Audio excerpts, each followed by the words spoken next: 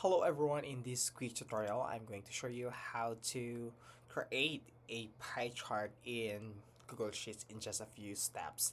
So let's get started. So first is go to the Google Sheet. Yes, of course. And after that, you have to select excuse me. You have to select what specific or what document you wanted to create a pie chart. So for me, I'm going to use this one. So once the file is open, so we are ready or you're ready to create a pie chart.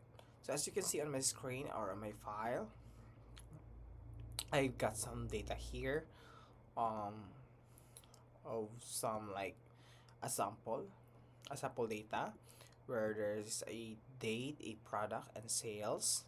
So from this data, I wanted to generate or create a pie chart to see um, what's the largest sales or what date that cut or generate more sales. Okay, so in order to do that, all we have to do is to highlight the data and go to insert and look for chart. Okay, here we go. So sometimes actually the Google just generate the chart for us, but we can also customize it. So looking on the right side of our screen, we can see the chart editor. So from there, we can see the setup.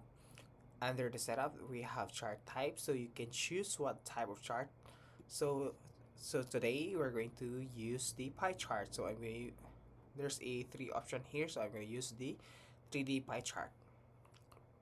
Okay, here we go.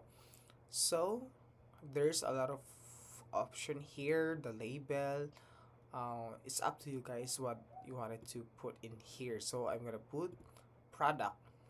Okay, or yeah, product, or let's say date. Okay, so once we're done, guys, you can also customize chart style, whatever. So it's up to you. So for me, I'm good to go.